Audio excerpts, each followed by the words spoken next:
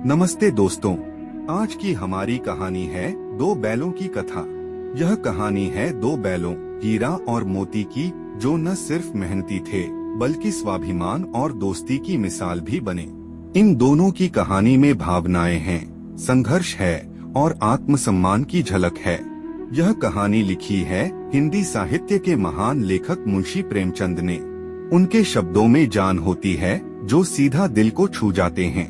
तो चलिए शुरू करते हैं यह प्रेरणादायक यात्रा, जहां दो बैल हमें सिखाते हैं कि असली ताकत सिर्फ शरीर की नहीं बल्कि आत्मा की होती है। जानवरों में गधा सबसे ज्यादा बुद्धिहीन समझा जाता है। हम जब किसी आदमी को पहले दर्जे का बेवकूफ कहना चाहते हैं तो उसे गधा कहते हैं। गधा सचमुच बेवकूफ है या उसके सीधेपन, उसकी निरापद सहिष्णुता ने उसे यह पदवी दे दी है, इसका निश्चय नहीं किया जा सकता। गायें सींग मारती हैं, ब्याई हुई गाय तो अनायास ही सिंहनी का रूप धारण कर लेती है। कुत्ता भी बहुत गरीब जानवर है, लेकिन कभी कभी उसे भी क्रोध आ ही जाता है। लेकिन गधे को कभी क्रोध करते नहीं सुना न देखा।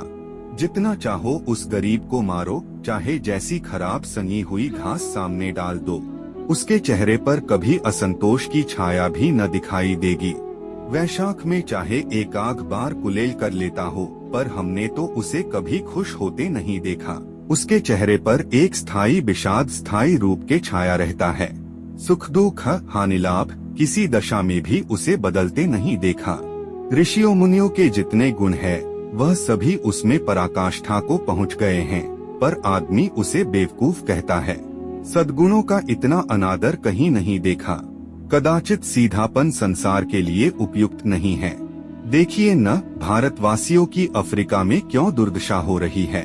क्यों अमेरिका में उन्हें घुसने नहीं दिया जाता। बेचारे शराब नहीं पीते, 4 पैसे कुसमय के लिए बचा कर रखते हैं, जी तोड़कर काम करते हैं, किसी से लड़ाई झगड़ा नहीं करते, 4 बातें सुनकर गम खा जाते हैं। फिर भी बदमाश है, कहा जाता है। वे जीवन के आदर्श को नीचा करते हैं। अगर वे भी ईंट का जवाब पत्थर से देना सीख जाते तो शायद सभ्य कहलाने लगते। जापान की मिसाल सामने है। एक ही विजय ने उसे संसार की सभ्य जातियों में गण्य बना दिया। लेकिन गधे का एक छोटा भाई और भी है जो उससे कुछ ही कम गधा है, और वह है बैल। जिस अर्थ में हम गधा का प्रयोग करते हैं, कुछ उसी से मिलते जुलते अर्थ में बछिया के ताव का प्रयोग भी करते हैं। कुछ लोग बैल को शायद बेवकूफों में सर्वश्रेष्ठ कहेंगे, मगर हमारा विचार ऐसा नहीं। बैल कभी कभी मारता भी है, कभी कभी अड़ियल बैल भी देखने में आ जाता है, और भी कई रीतियों से वह अपना असंतोष प्रकट कर देता है। अतएव उसका स्थान गधे से नीचा है।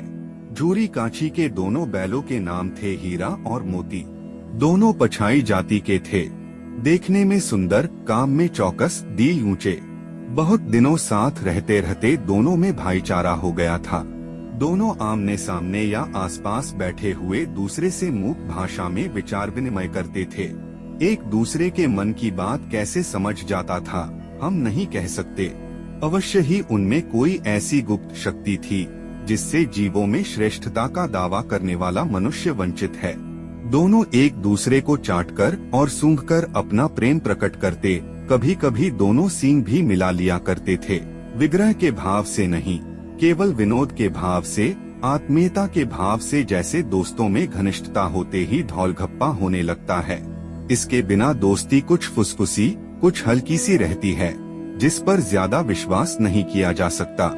जिस वक्त यह दोनों बैल हल या गाड़ी में जोत दिए जाते और गरदने हिला हिला कर चलते, तो हरेक की यही चेष्टा होती थी कि ज्यादा से ज्यादा बोझ मेरी ही गर्दन पर रहे। दिन भर के बाद दोपहर या संध्या को दोनों खुलते तो एक दूसरे को चाट चूट कर अपनी थकान मिटा लिया करते। नाद में खली भूसा पड़ जाने के बाद दोनों साथ उठते, साथ नाद में मुंह डालते और साथ ही बैठते थे। एक मुंह हटा लेता तो दूसरा भी हटा लेता था। संयोग की बात, झूरी ने एक बार गोई को ससुराल भेज दिया। बैलों को क्या मालूम वे क्यों भेजे जा रहे हैं। समझे, मालिक ने हमें बेच दिया। अपना यो बेचा जाना उन्हें अच्छा लगा या बुरा, कौन जाने, पर झूरी के साले गया को घर तक गोई ले जाने में दांतों पसीना आ गया। पीछे से हौंकता तो दोनों दाएं बाएं भागते, पगहिया पकड़कर आगे से खींचता तो दोनों पीछे को जोर लगाते, मारता तो दोनों सींग नीचे करके हुंकारते। अगर ईश्वर ने उन्हें वाणी दी होती तो झूरी से पूछते, तुम हम गरीबों को क्यों निकाल रहे हो? हमने तो तुम्हारी सेवा करने में कोई कसर नहीं उठा रखी। अगर इतनी मेहनत से काम न चलता था तो और काम लेते। हमें तो तुम्हारी चाकरी में मर जाना कबूल था। हमने कभी दाने चारे की शिकायत नहीं की। तुमने जो कुछ खिलाया वह सिर झुकाकर खा लिया, फिर तुमने हमें इस जालिम के हाथ क्यों बेच दिया? संध्या समय दोनों बैल अपने नए स्थान पर पहुँचे। दिन भर के भूखे थे, लेकिन जब नाद में लगाए गए तो एक ने भी उसमें मुंह न डाला। दिल भारी हो रहा था। जिसे उन्होंने अपना घर समझ रखा था वह आज उनसे छूट गया था। यह नया घर, नया गांव, नए आदमी सब उन्हें बेगाने से लगते थे। दोनों ने अपनी मूक भाषा में सलाह की, एक दूसरे को कनखियों से देखा और लेट गए। जब गांव में सोता पड़ गया तो दोनों ने जोर मारकर पगहे तुड़ा डाले और घर की तरफ चले। पगहे बहुत मजबूत थे। अनुमान न हो सकता था कि कोई बैल उन्हें तोड़ सकेगा, पर इन दोनों में इस समय दूनी शक्ति आ गई थी। एक एक झटके में रस्सियां टूट गईं। झूरो प्रातःकाल सोकर उठा तो देखा कि दोनों बैल चरनी पर खड़े हैं। दोनों की गर्दनों में आधा आधा गराव लटक रहा है। घुटनों तक पांव कीचड़ से भरे हैं और दोनों की आंखों में विद्रोहमय स्नेह झलक रहा है। भूरी बैलों को देखकर स्नेह से गदगद हो गया। दौड़कर उन्हें गले लगा लिया। प्रेमालिंगन और चुंबन का वह दृश्य बड़ा ही मनोहर था। घर और गांव के लड़के जमा हो गए और तालियां बजा जाकर उनका स्वागत करने लगे। गांव के इतिहास में यह घटना अभूतपूर्व न होने पर भी महत्वपूर्ण थी। बालसभा ने निश्चय किया, दोनों पशुवीरों को अभिनंदन पत्र देना चाहिए। कोई अपने घर से रोटियां लाया, कोई गुड़, कोई चोकर, कोई भूसी। एक बालक ने कहा, ऐसे बैल किसी के पास न होंगे। दूसरे ने समर्थन किया, इतनी दूर से दोनों अकेले चले आए। तीसरा बोला, बैल नहीं हैं, वे उस जन्म के आदमी हैं। इसका प्रतिवाद करने का किसी को साहस न हुआ। जूरी की स्त्री ने बैलों को द्वार पर देखा तो जल उठी। बोली, कैसे नमकहराम बैल हैं कि एक दिन भी वहाँ काम न किया। भाग खड़े हुए। जूरी अपने बैलों पर यह आक्षेप न सुन सका, नमकराम क्यों हैं? चारा दाना न दिया होगा तो क्या करते? स्त्री ने रोब के साथ कहा, बस तुम ही तो बैलों को खिलाना जानते हो और तो सभी पानी पिला पिला कर रखते हैं। जूरी ने चिढ़ाया, चारा मिलता तो क्यों भागते? स्त्री चिढ़ी, भागे इसलिए कि वे लोग तुम जैसे बुद्धुओं की तरह बैलों को सहलाते नहीं, खिलाते हैं तो रगड़कर जोतते भी हैं। यह दोनों ठहरे कामचोर भाग निकले। अब देखो कहाँ से खली और चोकर मिलता है। सूखे भूसे के सिवा कुछ न दूंगी, खाए चाहे मरें। वही हुआ। मजूर को कड़ी ताकीद कर दी गई कि बैलों को खाली सूखा भूसा दिया जाए। बैलों में नाद में मुंह डाला तो फीका फीका, न कोई चिकनाहट न कोई रस। क्या खाए? आशा भरी आंखों से द्वार की ओर ताकने लगे। भूरी ने मजूर से कहा, थोड़ी सी खली क्यों नहीं डाल देता बे? मालकिन मुझे मार ही डालेंगी। चुरा कर डाला। न दादा, पीछे से तुम भी उन्हीं किसी कहोगे। दूसरे दिन भूरी का साला फिर आया और बैलों को ले चला। उसने दोनों को गाड़ी में जोता। 2-4 बार मोती ने गाड़ी को सड़क की खाई में गिराना चाहा, पर हीरा ने संभाल लिया। वह ज्यादा सहनशील था। संध्या समय घर पहुंचकर उसने दोनों को मोटी रस्सियों से बांधा और कल की शरारत का मजा चखाया। फिर वही सूखा भूसा डाल दिया। अपने दोनों बैलों को खली, चूनी सब कुछ दी। दोनों बैलों का ऐसा अपमान कभी न हुआ था। भूरी इन्हें फूल की छड़ी से भी न छूता था। उसकी टिटकार पर दोनों उड़ने लगते थे। यहाँ मार पड़ी। आहत सम्मान की व्यथा तो थी ही, उस पर मिला सूखा भूसा। नाद की तरफ आंखें तक न उठाईं। दूसरे दिन गया ने बैलों को हल में जोता, पर इन दोनों ने जैसे पांव उठाने की कसम खा ली थी। वह मारते मारते थक गया, पर दोनों ने पांव न उठाया। एक बार जब उस निर्दयी ने हीरा के नाक में खूब उंडे जमाए तो मोती का गुस्सा काबू के बाहर हो गया। हल लेकर भागा। हल, रस्सी, जुआ, जोत सब टूट टाट कर बराबर हो गया। गले में बड़ी बड़ी रस्सियां न होती तो दोनों पकड़ाई में न आते। हीरा ने मूक भाषा में कहा, भागना व्यर्थ है। मोती ने उसी भाषा में उत्तर दिया, तुम्हारी तो इसने जान ही ले ली थी, अब की बड़ी मार पड़ेगी। पढ़ने दो, बैल का जन्म लिया है तो मार से कहाँ तक बचेंगे। गया 2 आदमियों के साथ दौड़ा आ रहा है, दोनों के हाथों में लाठियां है। मोती बोला, खो तो दिखा दूं कुछ मजा, मैं भी लाठी लेकर आ रहा है। हीरा ने समझाया, नहीं भाई, खड़े हो जाओ, मुझे मारेगा तो मैं भी 1-2 को गिरा दूंगा। नहीं, हमारी जाति का यह धर्म नहीं है। मोती दिल में ऐंठ कर रह गया। गया पहुंचा और दोनों को पकड़कर ले चला। कुशल हुई कि उसने इस वक्त मारपीट न की, नहीं मोती भी पलट पड़ता। उसके तेवर देखकर गया और सहायक समझ गए कि इस वक्त टाल जाना ही मसलहत है। आज दोनों के सामने फिर वही सूखा भूसा लाया गया। दोनों चुपचाप खड़े रहे। घर के लोग भोजन करने लगे। उसी वक्त एक छोटी सी लड़की 2 रोटियां लिए निकली और दोनों के मुंह में देकर चली गई। उस एक रोटी से इनकी भूख तो क्या शांत होती, पर दोनों के हृदय की मानो भोजन मिल गया। यहाँ भी किसी सज्जन का वास है। लड़की भैरों की थी, उसकी माँ मर चुकी थी। सौतेली माँ उसे मारती रहती थी, इसलिए इन बैलों से उसे एक प्रकार की आत्मीयता हो गई थी। दोनों दिन भर जोते जाते, डंडे खाते, अड़ते, शाम को थान पर बांध दिए जाते और रात को वही बालिका उन्हें 2 रोटियां खिला जाती। प्रेम के इस प्रसाद को वह बरकत थी कि 2-2 गाल सूखा भूसा खाकर भी दोनों दुर्बल न होते थे, मगर दोनों की आंखों में रोम रोम में विद्रोह भरा हुआ था। एक दिन मोती ने मूक भाषा में कहा, अब तो नहीं सहा जाता हीरा, क्या करना चाहते हो? एकाध को सींगों पर उठाकर फेंक दूंगा, लेकिन जानते हो वह प्यारी लड़की जो हमें रोटियां खिलाती है उसी की लड़की है जो इस घर का मालिक है। वह बेचारी अनाथ हो जाएगी तो मालकिन को न फेंक दूं, वही तो उस लड़की को मारती है। लेकिन औरत जात पर सीग चलाना मना है, यह भूले जाते हो।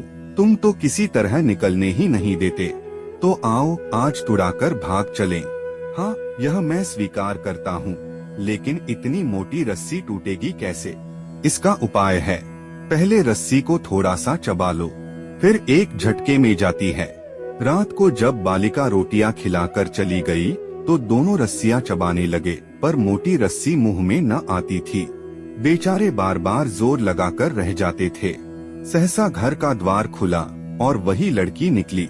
दोनों सिर झुकाकर उसका हाथ चाटने लगे। दोनों की पूंछें खड़ी हो गईं। उसने उनके माथे सहलाए और बोली, खोले देती हूँ, चुपके से भाग जाओ, नहीं यहाँ लोग मार डालेंगे। आज घर में सलाह हो रही है कि इनकी नाकों में नाथ डाल दी जाए। उसने गरौव खोल दिया, पर दोनों चुपचाप खड़े रहे। मोती ने अपनी भाषा में पूछा, अब चलते क्यों नहीं? हीरा ने कहा, चले तो, लेकिन कल इस अनाथ पर आफत आएगी, सब इसी पर संदेह करेंगे। सहसा बालिका चिल्लाई, दोनों फूफा वाले बैल भागे जा रहे हैं। ओ दादा, दादा, दोनों बैल भागे जा रहे हैं, जल्दी दौड़ो। गया हड़बड़ाकर भीतर से निकला और बैलों को पकड़ने चला। वह दोनों भागे। गया ने पीछा किया, वह और भी तेज हुए। गया ने शोर मचाया, फिर गांव के कुछ आदमियों को साथ लेने के लिए लौटा। दोनों मित्रों को भागने का मौका मिल गया, सीधे दौड़ते चले गए। यहाँ तक कि मार्ग का ज्ञान न रहा। जिस परिचित मार्ग से आए थे उसका यहाँ पता न था। नए नए गांव मिलने लगे। तब दोनों एक खेत के किनारे खड़े होकर सोचने लगे, अब क्या करना चाहिए। हीरा ने कहा, मालूम होता है राह भूल गए, तुम भी तो बेतहाशा भागे, वहीं उसे मार गिराना था। उसे मार गिराते तो दुनिया क्या कहती। वह अपना धर्म छोड़ दे, लेकिन हम अपना धर्म क्यों छोड़े। दोनों भूख से व्याकुल हो रहे थे।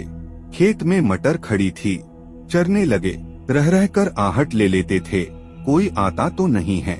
जब पेट भर गया, दोनों ने आजादी का अनुभव किया तो मस्त होकर उछलने कूदने लगे। पहले दोनों ने डकार ली, फिर सींग मिलाए और एक दूसरे को ठेलने लगे। मोती ने हीरा को कई कदम पीछे हटा दिया, यहाँ तक कि वह खाई में गिर गया। तब उसे भी क्रोध आया, संभल कर उठा और फिर मोती से भिड़ गया। मोती ने देखा खेल में झगड़ा हुआ चाहता है तो किनारे हट गया। अरे वह क्या? कोई सांड डौंकता चला आ रहा है। हाँ, सांड ही है। वह सामने आ पहुंचा। दोनों मित्र बगले झोंक रहे हैं। सांड पूरा हाथी है। उससे भिड़ना जान से हाथ धोना है, लेकिन न भिड़ने पर भी तो जान बचती नहीं नजर आती। इन्हीं की तरफ आ भी रहा है। कितनी भयंकर सूरत है। मोती ने मूक भाषा में कहा, बुरे फन से जान कैसे बचेगी? कोई उपाय सोचो। हीरा ने चिंतित स्वर में कहा, अपने घमंड में भूला हुआ है। आरजू न सुनेगा। भाग क्यों न चलें? भागना कायरता है तो फिर यहीं मरो। बंदा तो 9-2-11 होता है, और जो दौड़ाए वो फिर कोई उपाय सोचो। जल्द उपाय यही है कि उस पर दोनों जने एक साथ चोट करें। मैं आगे से रगेदता हूँ, तुम पीछे से रगेदो। दोहरी मार पड़ेगी तो भाग खड़ा होगा। जो ही मेरी ओर झपटे तुम बगल से उसके पेट में सींग धुसेड़ देना। जान जोखिम है पर दूसरा उपाय नहीं है। दोनों मित्र जान हथेलियों पर लेकर लपके। सांड को कभी संगठित शत्रुओं से लड़ने का तजुर्बा न था। वह तो एक शत्रु से मल्लयुद्ध करने का आदी था। जो ही हीरा पर झपटा, मोती ने पीछे से दौड़ाया। सांड उसकी तरफ मुड़ा तो हीरा ने रगेदा। सांड चाहता था कि एक एक करके दोनों को गिरा लें, पर यह दोनों उस्ताद थे, उसे यह अवसर न देते थे। एक बार सांड झल्लाकर हीरा का अंत कर देने के लिए चला कि मोती ने बगल से पाकर उसके पेट में सींग भोंक दी। सांड क्रोध में आकर पीछे फिरा तो हीरा ने दूसरे पहलू में सींग चुभा दिया। आखिर बेचारा जख्मी होकर भागा और दोनों मित्रों ने दूर तक उसका पीछा किया, यहाँ तक कि सांड बेदम होकर गिर पड़ा। तब दोनों ने उसे छोड़ दिया। दोनों मित्र विजय के नशे में झूमते चले जाते थे। मोती ने अपनी सांकेतिक भाषा में कहा, मेरा जी चाहता था कि बचा को मार ही डालूं। हीरा ने तिरस्कार किया, गिरे हुए वैरी पर सींग न चलाना चाहिए। यह सब ढोंग है। वैरी को ऐसा मारना चाहिए कि फिर न उठे। अब घर कैसे पहुँचेगे यह सोचो। पहले कुछ खा ले तो सोचे। सामने मटर का खेत था ही। मोती उसमें घुस गया। हीरा मना करता रहा पर उसने एक न सुनी। अभी 2-4 ग्रास खाए थे कि 2 आदमी लाठियां लिए दौड़ पड़े और दोनों मित्रों को घेर लिया। हीरा तो मेड़ पर था, निकल गया। मोती सींचे हुए खेत में था। उसके खुर कीचड़ में धंसने लगे। भाग न सका, पकड़ लिया गया। हीरा ने देखा संगी संकट में है, वो लौट पड़ा। सेंगे तो दोनों साथ फंसेंगे। रखवालों ने उसे भी पकड़ लिया। प्रातःकाल दोनों मित्र कौंजी हाउस में बंद कर दिए गए। दोनों मित्रों को जीवन में पहली बार ऐसा सबका पड़ा कि सारा दिन बीत गया और खाने को एक तिनका भी न मिला। समझ ही में न आता था यह कैसा स्वामी है। इससे तो गया फिर भी अच्छा था। वहाँ कई भैंसे थीं, कई बकरियों, कई घोड़े, कई गधे, पर किसी के सामने चारा न था। सब जमीन पर मुर्दों की तरह पड़े थे। कई तो इतने कमजोर हो गए थे कि खड़े भी न हो सकते थे। सारा दिन दोनों मित्र फाटक की ओर टकटकी लगाए ताकते रहे, पर कोई चारा लेकर आता न दिखाई दिया। तब दोनों ने दीवार की नमकीन मिट्टी चाटनी शुरू की, पर इससे क्या तृप्ति होती। रात को भी जब कुछ भोजन न मिला तो हीरा के दिल में विद्रोह की ज्वाला दहक उठी। मोती से बोला, अब तो नहीं रहा जाता मोती। मोती ने सिर लटकाए हुए जवाब दिया, मुझे तो मालूम होता है प्राण निकल रहे हैं। इतनी जल्द हिम्मत न हारो भाई। यहाँ से भागने का कोई उपाय निकालना चाहिए। आओ दीवार तोड़ डालें। मुझसे तो अब कुछ न होगा। बस इसी बूते पर अकड़ते थे। सारी अकल निकल गई। बाड़े की दीवार कच्ची थी। हीरा मजबूत तो था ही, अपने नुकीले सींग दीवार में गड़ा दिए और जोर मारा तो मिट्टी का एक चिप्पड़ निकल आया। फिर तो उसका साहस बढ़ा। उसने दौड़ दौड़ कर दीवार पर चोटें की और हर चोट में थोड़ी थोड़ी मिट्टी गिराने लगा। उसी समय कांजी हाउस का चौकीदार लालटेन लेकर जानवरों की हाजिरी लेने आ निकला। हीरा का यह उजड्डपन देखकर उसने उसे कई डंडे रसीद किए और मोटी सी रस्सी से बांध दिया। मोती ने पड़े पड़े कहा, आखिर मार खाई, क्या मिला? अपने बूते भर जोर तो मार लिया। ऐसा जोर मारना किस काम का कि और बंधन में पड़ गए। जोर तो मारता हो जाऊंगा, चाहे कितने ही बंधन पड़ते जाएं। जान से हाथ धोना पड़ेगा, कुछ परवाह नहीं, यो भी तो मरना ही है। सोचो, दीवार खुद जाती तो कितनी जान बच जाती। इतने भाई यहाँ बंद हैं, किसी की देह में जान नहीं है। 2-4 दिन और यही हाल रहा तो सब मर जाएंगे। हाँ, यह बात तो है। अच्छा तो लो, फिर मैं भी जोर लगाता हूँ। मोती ने भी दीवार में उसी जगह सींग मारा। थोड़ी सी मिट्टी गिरी और हिम्मत बढ़ी। फिर तो वह दीवार में सींग लगाकर इस तरह जोर करने लगा मानो किसी द्वंद्वी से लड़ रहा है। आखिर कोई 2 घंटे की जोर आजमाई के बाद दीवार ऊपर से लगभग 1 हाथ गिर गई। उसने दूनी शक्ति से दूसरा धक्का मारा तो आधी दीवार गिर पड़ी। दीवार का गिरना था कि अधमरे से पड़े हुए सभी जानवर चेत उठे। तीनों घोड़ियां सरपट भाग निकली, फिर बकरियां निकली। इसके बाद भैंसे भी खिसक गई, पर गधे अभी तक ज्यों के त्यों खड़े थे। हीरा ने पूछा, तुम दोनों क्यों नहीं भाग जाते? एक गधे ने कहा, जो कहीं फिर पकड़ लिए जाएं, तो क्या हरज है, अभी तो भागने का अवसर है। हमें तो डर लगता है, हम यहीं पड़े रहेंगे। आधी रात से ऊपर जा चुकी थी। दोनों गधे अभी तक खड़े सोच रहे थे, भागे या न भागे। और मोती अपने मित्र की रस्सी तोड़ने में लगा हुआ था। जब वह हार गया तो हीरा ने कहा, तुम जाओ, मुझे यहीं पड़ा रहने दो, शायद कहीं भेंट हो जाए। मोती ने आंखों में आंसू लाकर कहा, तुम मुझे इतना स्वार्थी समझते हो हीरा? हम और तुम इतने दिनों एक साथ रहे, आज तुम विपत्ति में पड़ गए तो मैं तुम्हें छोड़कर अलग हो जाऊं? हीरा ने कहा, भूत मार पड़ेगी, लोग समझ जाएंगे यह तुम्हारी शरारत है। मोती गर्व से बोला, जिस अपराध के लिए तुम्हारे गले में बंधन पड़ा, उसके लिए अगर मुझ पर मार पड़े तो क्या चिंता। इतना तो हो ही गया कि 9-10 प्राणियों की जान बच गई, वह सब तो आशीर्वाद देंगे। यह कहते हुए मोती ने दोनों गधों को सींगों से मार मार कर बाड़े के बाहर निकाला और तब अपने बंधु के पास आकर सो रहा। भोर होते ही मुंशी और चौकीदार और अन्य कर्मचारियों में कैसी खलबली मची, इसके लिखने को जरूरत नहीं। बस इतना ही काफी है कि मोती को खूब मरम्मत हुई और उसे भी मोटी रस्सी से बांध दिया गया। 1 सप्ताह तक दोनों मित्र वहाँ बंधे पड़े रहे। किसी ने चारे का एक तृण भी न डाला। हाँ, एक बार पानी दिखा दिया जाता था, यही उनका आधार था। दोनों इतने दुर्बल हो गए थे कि उठा तक न जाता था। ठठरियां निकल आई थीं। एक दिन बाड़े के सामने डुग्गी बजने लगी और दोपहर होते होते वहाँ 50-60 आदमी जमा हो गए। तब दोनों मित्र निकाले गए और उनकी देखभाल होने लगी। लोग आकर उनकी सूरत देखते और मन फीका करके चले जाते। ऐसे मृतक बैलों का कौन खरीदार होता। सहसा एक दढ़ियल आदमी, जिसकी आंखें लाल थीं और मुद्रा अत्यंत कठोर, आया और दोनों मित्रों के कूल्हों में उंगली गोदकर मुंशी जी से बातें करने लगा। उसका चेहरा देखकर अंतर्ज्ञान से दोनों मित्रों के दिल कांप उठे। वह कौन है और उन्हें क्यों टटोल रहा है, इस विषय में उन्हें कोई संदेह न हुआ। दोनों ने एक दूसरे को भीत नेत्रों से देखा और सिर झुका लिया। हीरा ने कहा, गया के घर से नाहक भागे, अब जान न बचेगी। मोती ने अश्रद्धा के भाव से उत्तर दिया, कहते हैं भगवान सबके ऊपर दया करते हैं, उन्हें हमारे ऊपर क्यों दया नहीं आती। भगवान के लिए हमारा मरना जीना दोनों बराबर है।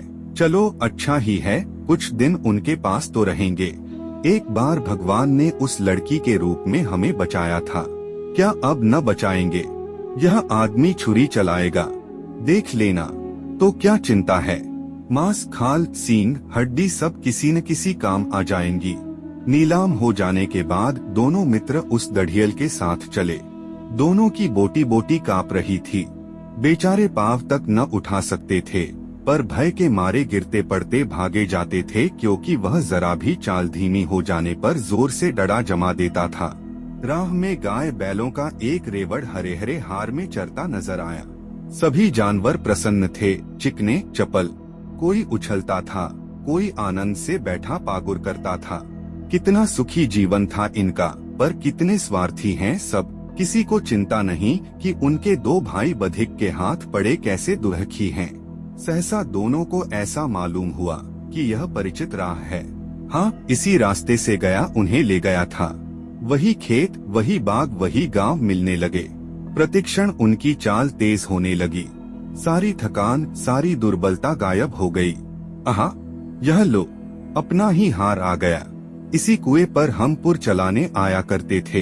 हाँ, यही कुआं है। मोती ने कहा, हमारा घर नगीच आ गया। हीरा बोला, भगवान की दया है, मैं तो अब घर भागता हूँ। यह जाने देगा, इसे मैं मार गिराता हूँ। नहीं नहीं, दौड़कर थान पर चलो, वहाँ से हम आगे न जाएंगे। दोनों उन्मत्त होकर बछड़ों की भांति कुलेले करते हुए घर की ओर दौड़े। वह हमारा थान है। दोनों दौड़कर अपने थान पर आए और खड़े हो गए। दढ़ियल भी पीछे पीछे दौड़ा चला आता था। झूरी द्वार पर बैठा धूप खा रहा था। बैलों को देखते ही दौड़ा और उन्हें बारी बारी से गले लगाने लगा। मित्रों की आंखों से आनंद के आंसू बहने लगे। एक झूरों का हाथ चाट रहा था। दढ़ियल ने जाकर बैलों की रस्सियां पकड़ ली। भूरी ने कहा, मेरे बैल हैं। तुम्हारे बैल कैसे? मैं मवेशी खाने से नीलाम लिए आता हूँ। मैं तो समझता हूँ चुराए लिए आते हो। चुपके से चले जाओ। मेरे बैल हैं, मैं बेचूंगा तो बिकेंगे। किसी को मेरे बैल नीलाम करने का क्या अख्तियार है? जाकर थाने में रपट कर दूंगा। मेरे बैल हैं, इसका सबूत यह है कि मेरे द्वार पर खड़े हैं। दढ़ियल झल्लाकर बैलों को जबरदस्ती पकड़ ले जाने के लिए बढ़ा। उसी वक्त मोती ने सींग चलाया। दढ़ियल पीछे हटा। मोती ने पीछा किया। दढ़ियल भागा। मोती पीछे दौड़ा। गांव के बाहर निकल जाने पर वह रुका, पर खड़ा दढ़ियल का रास्ता देख रहा था। दढ़ियल दूर खड़ा धमकियां दे रहा या गालियां निकाल रहा था, पत्थर फेंक रहा था, और मोती विजयो शूर की भांति उसका रास्ता रोके खड़ा था। गांव के लोग तमाशा देखते थे और हंसते थे। जब दढ़ियल हार कर चला गया तो मोती अकड़ता हुआ लौटा। हीरा ने कहा, मैं डर रहा था कि कहीं तुम गुस्से में आकर मार न बैठो। अगर वह मुझे पकड़ता तो मैं बीमारी न छोड़ता। अब न आएगा, आएगा तो दूर ही से खबर लूंगा।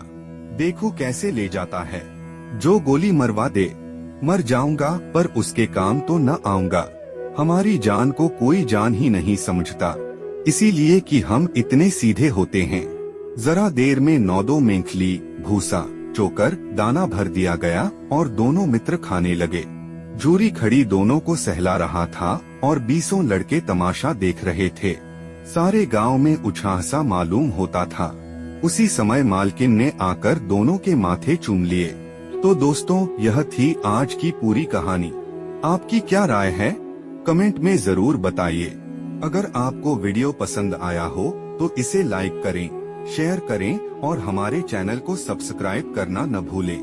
बेल आइकन दबाएं ताकि आपको हमारे नए वीडियो की नोटिफिकेशन सबसे पहले मिले।